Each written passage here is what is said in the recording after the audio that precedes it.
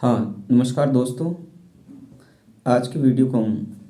शुरू करते हैं और आज की इस वीडियो के अंदर हम इंग्लैंड के एक महत्वपूर्ण विचारक के बारे में बात करने वाले हैं। जिस विचारक ने पहली बार व्यवस्थित रूप से दुनिया के सामने यूटिलिटी के अपने थॉट का उपयोगितावाद के अपने सिद्धांत को दिया, उसके बारे में बात करने वाले हैं। उस विचारक का नाम है जर्मी बेंथम। इंग्लैंड के अंदर जन्मा जो ये बेंथम 18वीं शताब्दी का दरअसल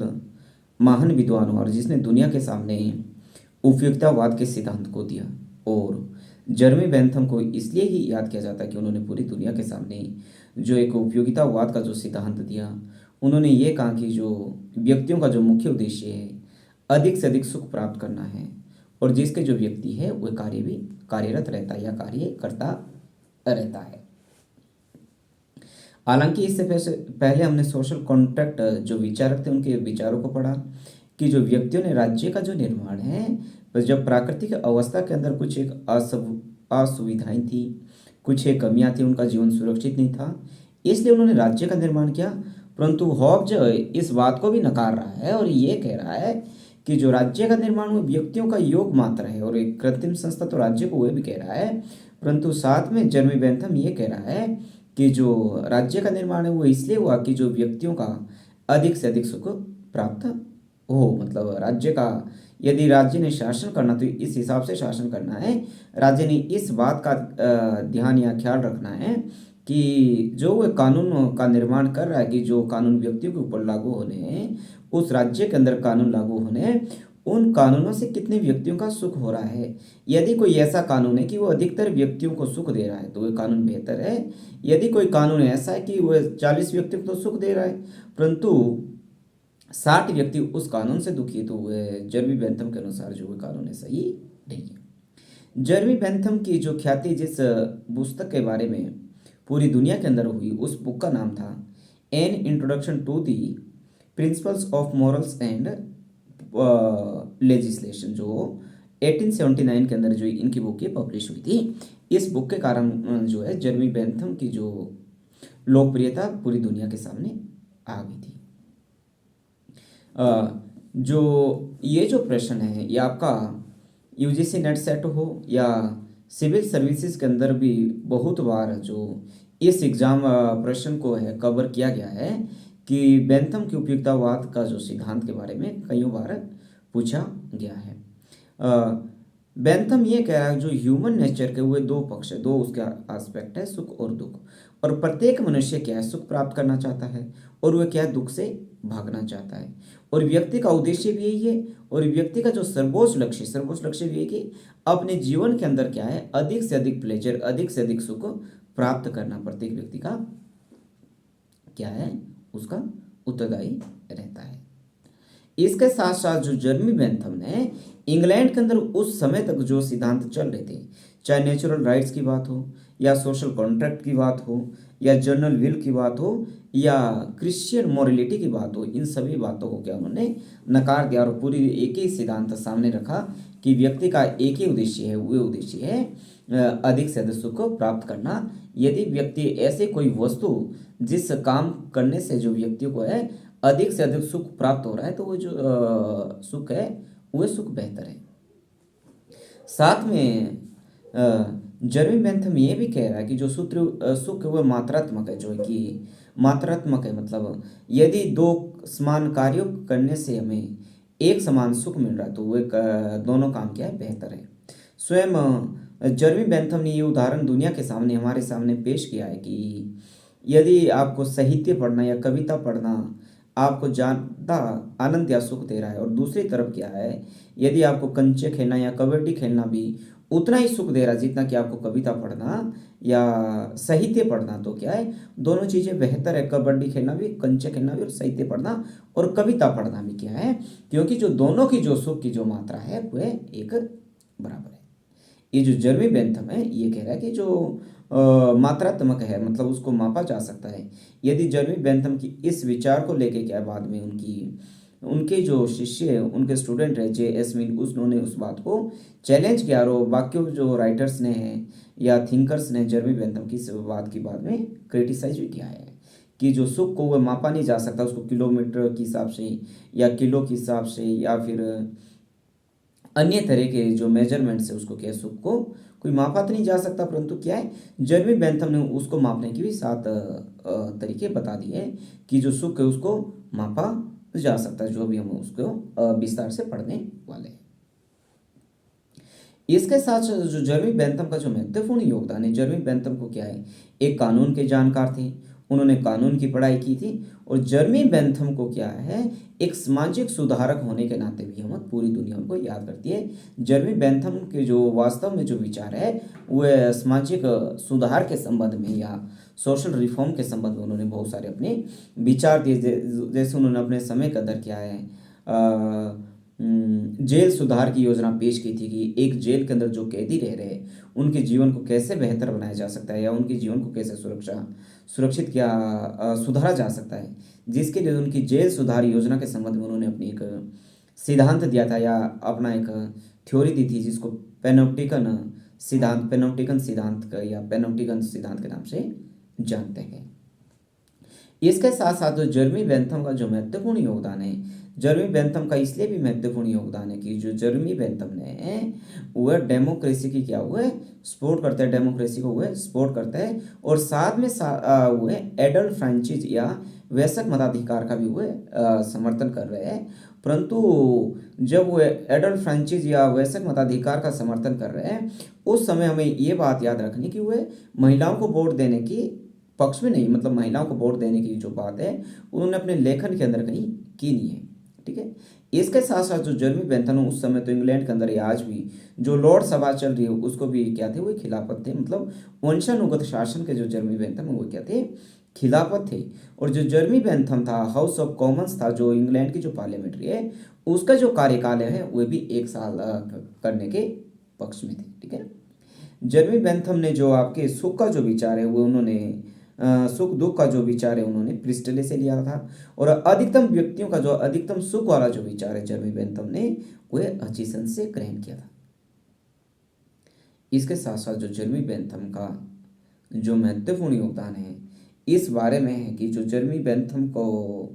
सामाजिक सुधारों का क्या है जनक कहा जाता है, या उन्होंने ये कहा कि नेचुरल स्टेज के अंदर किसी नाम की कोई राइट्स नहीं थे। जो जॉन लॉ के विचारों का उन्होंने खंडन किया, सोशल कॉन्ट्रैक्ट का उन्होंने खंडन किया। ये या राज्य के बारे में कहा, जो राज्य एक यांत्रिक है, जो राज्य का निर्माण है इसलिए हुआ कि आपका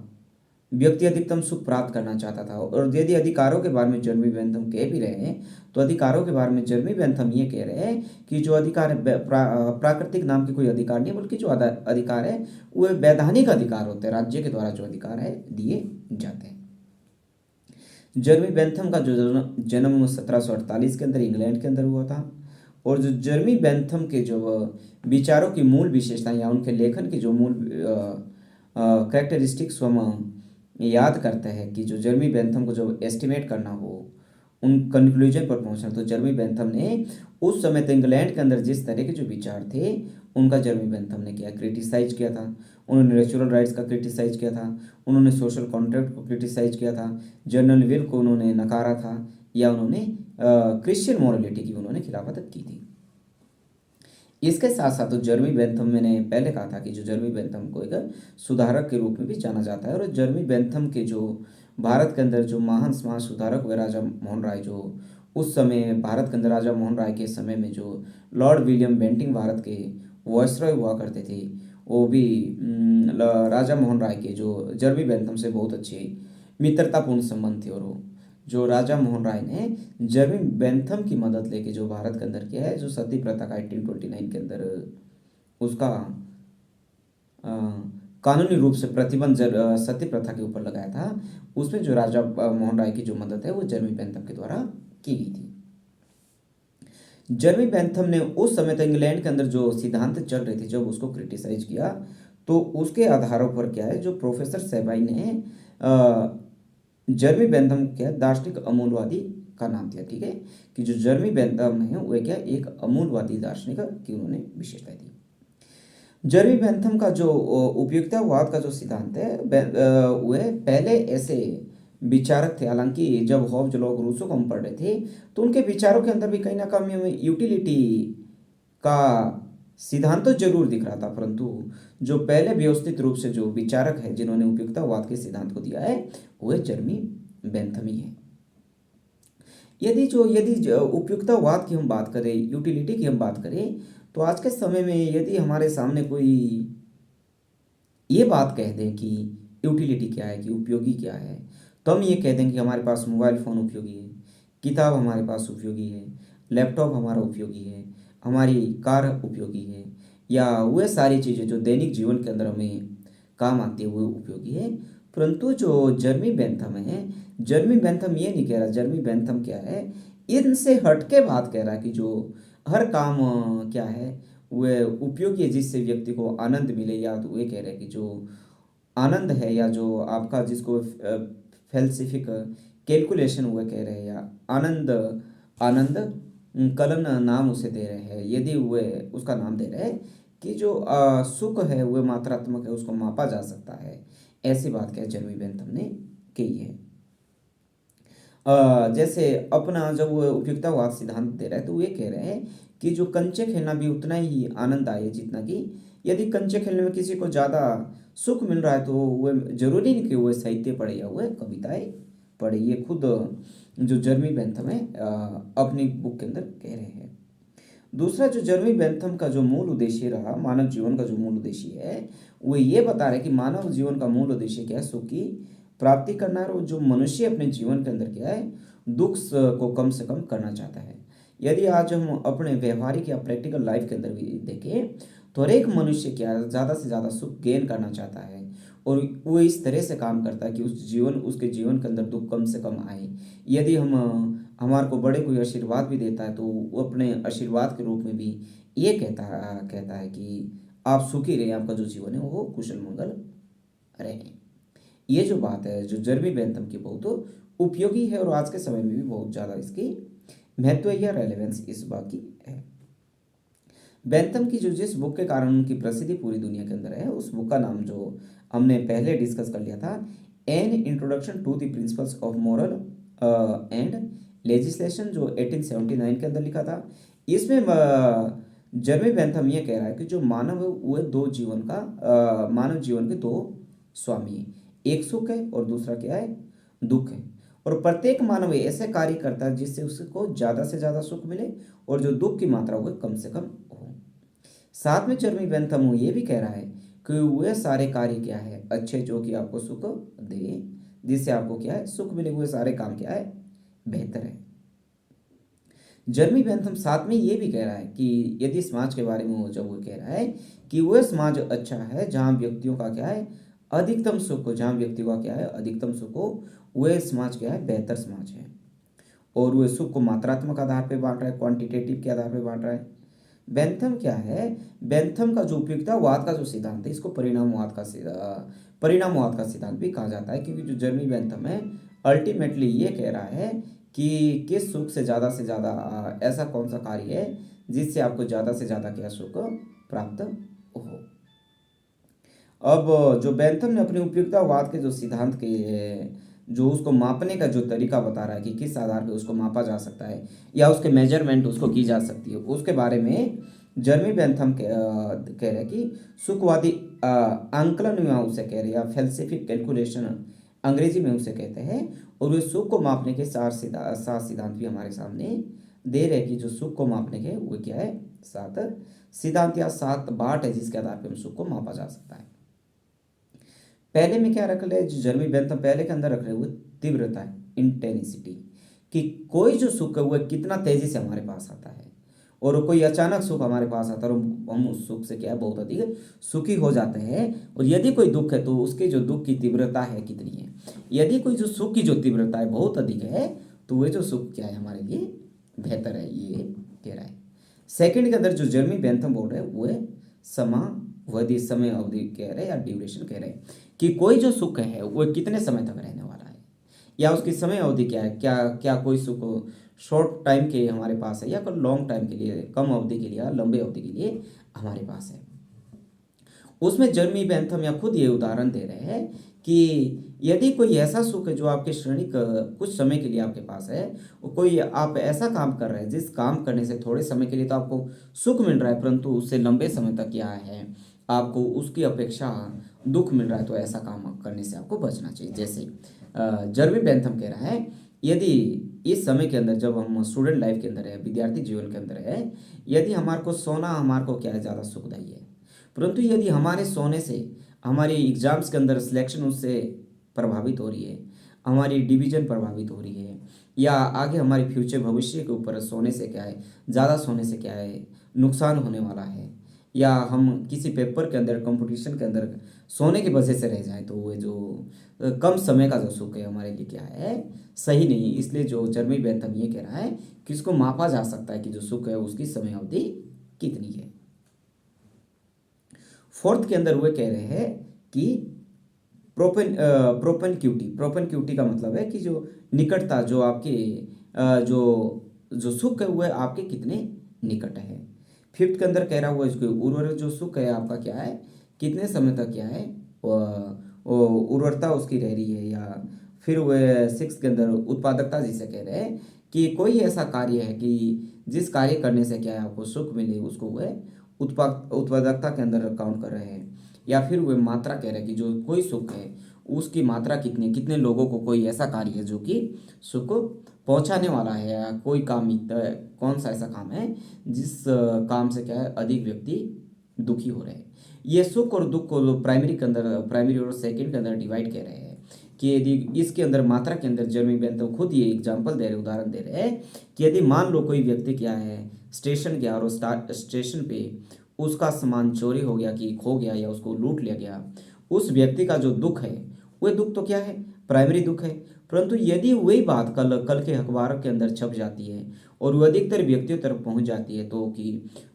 एक व्यक्ति का सामान तो खो ही चुका है, उसका सामान तो चोरी हो ही चुका है, उसका जो दुख है वो क्या प्राइमरी दुख है। परंतु जब उस खबर को अगले दिन अखबार के अंदर जब वो प्रकाशित होंगे और अधिकतर व्यक्ति उसको पढ़ेंगे, तो उससे क्या है, अधिकतर व्यक्तियों के मन के अंदर ये डर लगेगा कि यदि हम भी स्टेशन जाएंगे तो हमारा भी सामान क्या है छीनने की संभावना रहती है, या हमारा भी सामान क्या है लूटने की संभावना रहती है। इससे क्या अधिकतर व्यक्तियों को क्या होगा, दुख होगा, और ये जो दुख है वो क्या है अधिकतर लोगों के लिए दुख है। और यदि कोई आप ऐसा काम कर रहे हैं कि आप अकेले ही आप कोई ऐसा सोशल वेलफेयर का काम कर रहे हैं जिससे आपको स्वयं भी अनुभूति हो रही है, परंतु जब इसका प्रभाव समाज के ऊपर पड़ रहा है, तो उससे क्या समाज के जो अधिकतर लोग हैं वो क्या है सुख उनको प्राप्त हो रही है। तो ऐसा जो सुख है वो क्या है मात्रात्मक सुख है। और ऐसे ही जिसके अंदर क्या अधिकतर व्यक्तियों को सुख मिले, ऐसे क्या हमें काम करने चाहिए। जर्मी बेंथम ने जो अधिकतम व्यक्तियों का जो अधिकतम सुख वाली जो बात है वो उन्होंने हचिसन से ली है, और अपने सिद्धांत के अंदर जो सुख और दुख की जो बात है वो उन्होंने जो ये दो शब्द है ये उन्होंने किससे लिए, प्रिस्टले से सुख और दुख के जो शब्द है वह जर्मी बेंथम ने लिए हैं। जर्मी बेंथम के जो उपयुक्तावाद के सिद्धांत के अंदर क्या है, अपने उपयुक्तावाद के सिद्धांत के अंदर भी क्या उन्होंने, हालांकि उन्होंने कम्युनिटी को भी महत्व दिया है, जब वो ये कह रहे हैं कि ऐसा कोई भी काम जो अधिकतर व्यक्तियों को सुखी दे मतलब समाज के, तो वो काम बेहतर है। परंतु जब वो व्यक्ति इंडिविजुअल की बात कर रहे हैं, तो जर्मी बेंथम के अंदर क्या हमें उपयुक्तावाद के साथ साथ क्या है उदारवाद भी देखने को मिल रहा है, क्योंकि वो व्यक्ति की जो स्वतंत्रता है उसको महत्व दे रहा है। व्यक्ति का जो विचारों का जो उसके केंद्र बिंदु है वो व्यक्ति है। इस तरह क्या है जर्मी बेंथम के विचारों के अंदर हमें उपयुक्तावाद के साथ साथ क्या है उदारवाद भी देखने को मिलता है। राज्य के संबंध में जो जर्मी बेंथम के जो विचार है, जर्मी बेंथम का ये मानना है कि जो राज्य की प्रकृति अपने आप में क्या है यांत्रिक है, और राज्य क्या है कृत्रिम संगठन है। परंतु साथ में जर्मी बेंथम ये भी कह रहे हैं जो राज्य के एक कोई प्राकृतिक जो राज्य का निर्माण है वो सोशल कॉन्ट्रैक्ट की वजह से नहीं हुआ है, और जो राज्य कोई दैवीय शक्ति की वजह से भी राज्य का निर्माण नहीं हुआ है, बल्कि राज्य के बारे में जर्मी बेंथम ये कह रहे हैं कि जो राज्य है ये क्या है व्यक्ति के संगठित समूह को, कि व्यक्ति के संगठित समूह को क्या है राज्य कहा जाता है, और व्यक्ति ने जो राज्य का जो निर्माण किया है इसलिए क्या, क्योंकि जो व्यक्ति है वो सुख प्राप्त करना चाहता था। ठीक है, ये कह रहे जर्मी बेंथम राज्य के संबंध में। साथ में ये भी जर्मी बेंथम कह रहे हैं कि जो एक राज्य के अंदर क्या है, राज्य के द्वारा ही अधिकार दिए जाते हैं और जो हुए अधिकार है उनको वैधानिक अधिकार जर्मी बेंथम कहता है। और उन्होंने नेचुरल राइट्स के, जो हमने पहले ही कह दिया था, जर्मी बेंथम ने क्या है अपने समय तक, उस समय तक इंग्लैंड के अंदर जो सिद्धांत उस समय तक चल रहे थे, उन सिद्धांतों का क्या उन्होंने चैलेंज किया, उनको क्रिटिसाइज उन्होंने जर्मी बेंथम के द्वारा किया। जर्मी बेंथम क्या कह रहे हैं कि वह राज्य ठीक है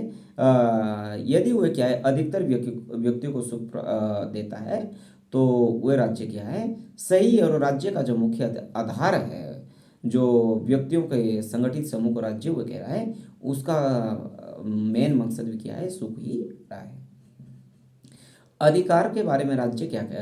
जर्मी बेंथम कह रहा है, सबसे पहले बात हमने ये याद रखनी कि जो जर्मी बेंथम ने जॉन लॉ के जो नेचुरल राइट्स थे, जो लाइफ, लिबर्टी एंड प्रॉपर्टी, उसको उसने चैलेंज किया है। या बाकी तमाम तरह के जो अधिकार उस समय तक इंग्लैंड के अंदर जो चल रहे थे, उन राइट्स के उन्होंने जर्मी बेंथम ने क्या है चैलेंज किया। परंतु जर्मी बेंथम ये कह रहा है कि एक राज्य के अंदर जो अधिकार है वे लीगल राइट्स होते हैं, वे वैधानिक अधिकार होते हैं जो राज्य के द्वारा दिए जाते हैं। परंतु राइट्स भी राज्य ने ऐसे देने हैं जब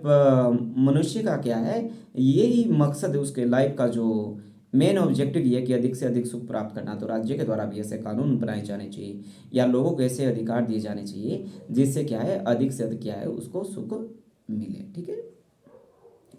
अब जर्मी बेंथम के प्रभु सत्ता के बारे में जर्मी बेंथम के विचारों को जान लेते हैं। जर्मी बेंथम भी क्या है, जो राज्य को है वो हॉब्स की भांति क्या है असीमित अधिकार दे रहे हैं। वे कह रहे हैं कि जो राजा के पास असीमित अधिकार होते हैं, उसकी शक्ति अदेय है, उसकी शक्ति क्या है अविभाज्य, उसकी शक्ति को बांटा नहीं जा सकता। परंतु अगेन फिर वो कह रहा है कि राज्य ने इस तरह से शासन करना कि क्या है उसे अधिक से अधिक व्यक्ति को क्या है सुख मिले। बेंथम ने एक राज्य के अंदर शक्ति विभाजन हो, इस बात को भी उसने नकारा है, इस बात को भी उसने मानने से इनकार किया है। और राज्य को क्या हुआ वैधानिक संप्रभु कह रहा कि जो राज्य की जो शक्ति है वो एक कानूनी शक्ति है, किसी तरह की प्राकृतिक शक्ति नहीं है। जो बेंथम के जो इस बात का जो समर्थन है ये जॉन ऑस्टिन के द्वारा किया गया है। और जॉन ऑस्टिन भी क्या है इंग्लैंड के एक बहुत बड़े लीगल एडवाइजर या कानूनी या बहुत बड़े विचारक हुए हैं।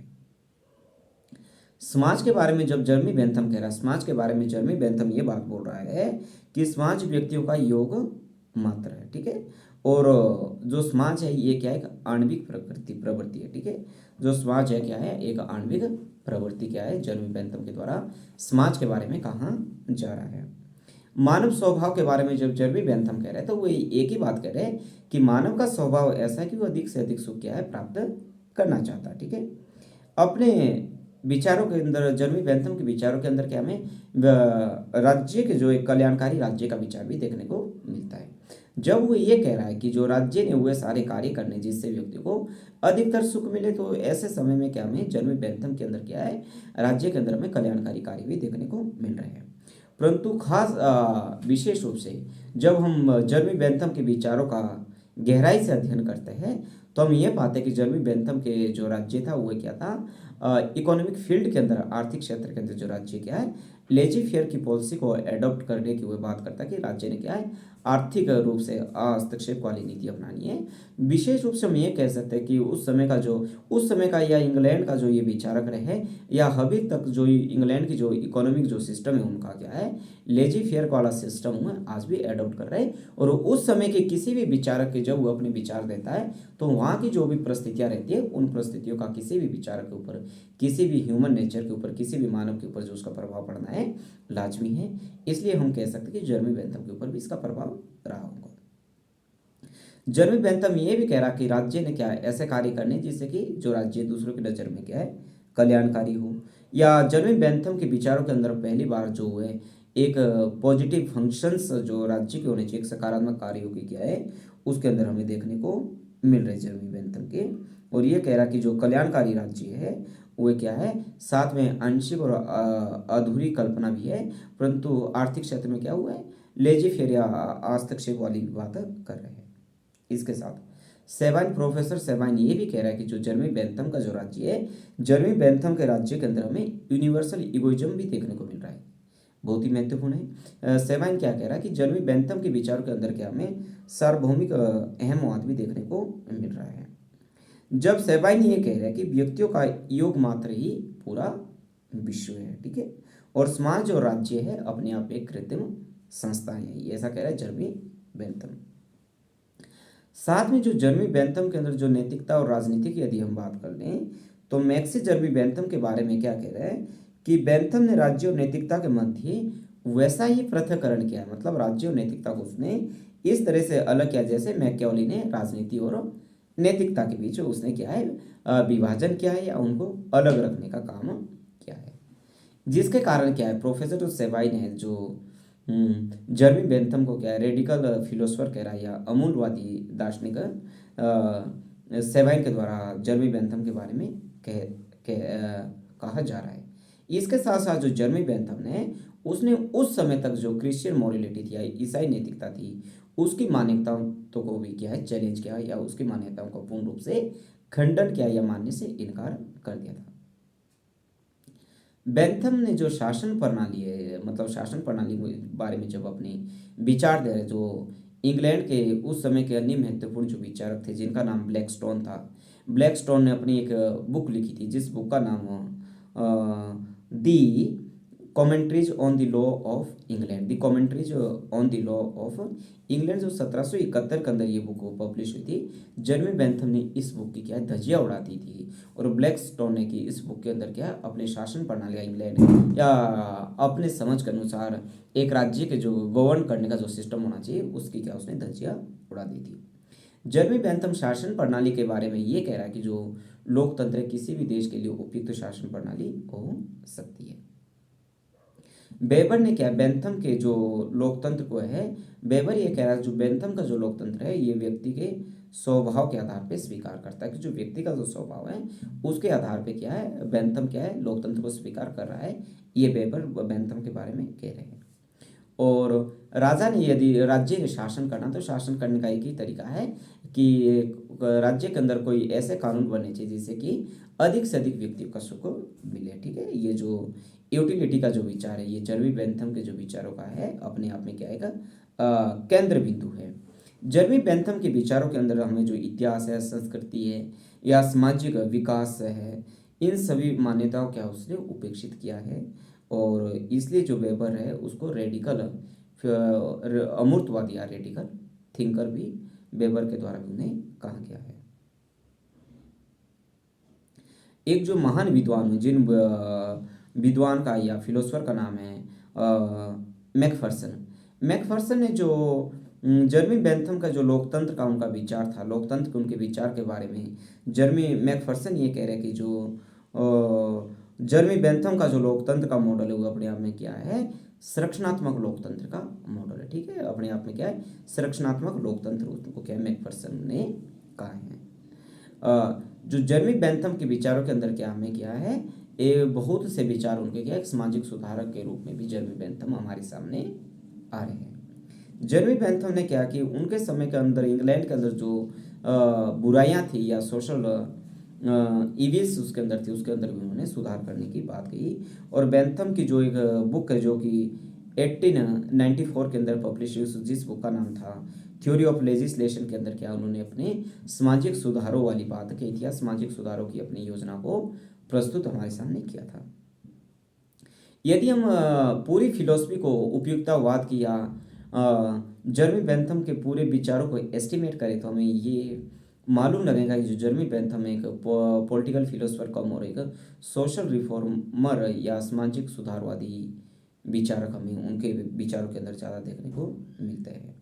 जो जर्मी बेंथम के जो विचारों का जो मूल उद्देश्य रहा सामाजिक सुधार करना रहा और सामाजिक सुधार किसके माध्यम से होंगे सामाजिक सुधार शिक्षा के माध्यम से होंगे ऐसा जर्मी बेंथम कह रहा है। जर्मी बेंथम ने अपने समय के अंदर जो जेल सुधार की जो योजना है जो ये बात मैंने आपसे पहले भी डिस्कस कर ली है जेल सुधार की योजना के लिए जर्मी बेंथम ने क्या है एक योजना पेश की थी जिस योजना को वह कह रहे हैं पेनोप्टिकन प्लान वह कह रहे हैं कि एक जेल के अंदर कैदियों के जीवन को कैसे सुधारा जा सकता है। जर्मी बेंथम ने पहली बार क्या है एक व्यक्ति एक मत वन मैन वन वोट का भी क्या है सपोर्ट किया है जो कि आज के समय में क्या है बहुत ही अधिक रेलेवेंट है। परंतु हमने ये ध्यान रखना कि उन्होंने वुमेन्स वोटिंग राइट्स की बात नहीं की है। जिस कारण क्या है, जो जर्मी बेंथम के समय में एक जो दार्शनिक हुए या फिलोसफर हुए या विद्वान हुए जिनका नाम था कार्लाइल। कार्लाइल ने जो जर्मी बेंथम के विचारों को बहुत अधिक चैलेंज किया था, उसको क्रिटिसाइज किया, या इतनी गंदी भाषा में कार्लाइल स्वयं ये कह रहे हैं कि जो जर्मी बेंथम की जो फिलोसफी वो पिग फिलोसफी या सुअर का दर्शन जर्मी बेंथम के दर्शन को कह रहे हैं। ठीक है, जर्मी बेंथम के विचारों के अंदर हमें वेलफेयर स्टेट का या कल्याणकारी राज्य देखने को मिलता है, और इसके साथ साथ क्या है, जो जर्मी बेंथम के विचारों के अंदर हमें नकारात्मक राज्य कम और सकारात्मक राज्य ज़्यादा देखने को मिलता है। ठीक है, जर्मी बेंथम ने ब्लैकस्टोन के विचारों का खंडन किया, जो हमने पहले ही कहा दिया। और राज्य ने इस तरह यदि कोई विधि बनानी है, कोई कानून बनाना है, तो उसका मकसद ये होना चाहिए कि इससे अधिकतर लोगों को फायदा हो रहा है कि अधिकतर लोगों को फायदा नहीं हो रहा है। जो जर्मी बेंथम वो जो संसद का कार्यकाल था, पार्लियामेंट का जो हाउस ऑफ कॉमन्स है, उसके जो कार्यकाल को 5 वर्ष से आज तक भी इंग्लैंड के अंदर 5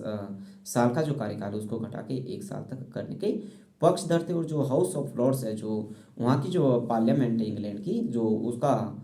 सेकेंड हाउस है, या जो वंशानुगत बहुत से लॉर्ड्स वहाँ पे आज भी लिए जाते हैं, उसके क्या हुए, खिलाफत थे। ये जर्मी बेंथम के क्या है, अमूल्य और बहुत ही महत्वपूर्ण विचारक थे। और अब हम अंतिम समय में जर्मी बेंथम की बहुत सारी रचनाएं उन्होंने की, परंतु हमारे परीक्षा के जो लिहाज से है, यूजीसी नेट सेट हो या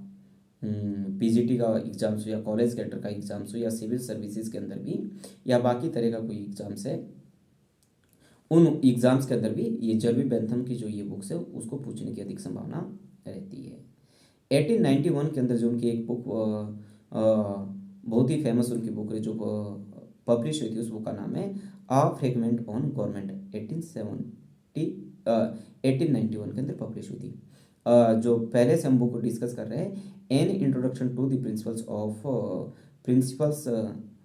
ऑफ मॉरल्स एंड लेजिस्लेशन, जो 1879 के अंदर पब्लिश हुई है। 1830 के अंदर जो उनका कॉन्स्टिट्यूशनल कोड के नाम से एक बुक उनकी पब्लिश हुई है। 1817 के अंदर 1817 के अंदर क्या है, प्लान ऑफ पार्लियामेंट्री रिफॉर्म के नाम से प्रकाशित हुई है। 1819 के अंदर क्या है, बेंथम रेडिकल रिफॉर्म बिल आया है के नाम से बुक हुई है। 1893 के अंदर क्या है, उनकी एक emancipate your colonies addressed to the national convention of France as 1793, जो 1830 के अंदर जो ये बुक है ये पब्लिश हुई है। नेक्स्ट उनकी जो बुक है the principle of international law, ये एक प्रस्ताव के रूप में, एस्से के रूप में उन्होंने क्या अपनी बुक को लिखा है। अगली जो 1802 के अंदर इनकी जो महत्वपूर्ण बुक है वो जो पब्लिश हुई, उस बुक का नाम है discourse on civil and penal legislation के नाम से उनकी बुक क्या है, पब्लिश हुई है। 1817 के अंदर जो इनकी महत्वपूर्ण दूसरी बुक पब्लिश हुई, उस बुक का नाम है आ कैचिज्म ऑफ पार्लियामेंट्री रिफॉर्म, जो 1817 के अंदर पब्लिश हुई है। ये थे जर्मी बेंथम के विचार, जो हमने बहुत ही कम समय के अंदर बहुत ही आसान भाषा के अंदर समझने की कोशिश की। और आपसे ये उम्मीद मैं अब कर सकता हूँ, यदि आप इस वीडियो को ध्यानपूर्वक सुनेंगे तो आपको बहुत ही आसानी से क्या है, जर्मी बेंथम के विचारों को आप समझने वाले हैं। और दोस्तों फिर से आपसे ये अपील करता हूँ कि यदि आप मेरी इस वीडियो से आपको फ़ायदा हो रहा तो आप मेरे चैनल को वीरेंद्र एचवी को लाइक, शेयर और सब्सक्राइब करें, और अपने दोस्तों के साथ भी इसे ज़रूर शेयर करें। Thank you so much.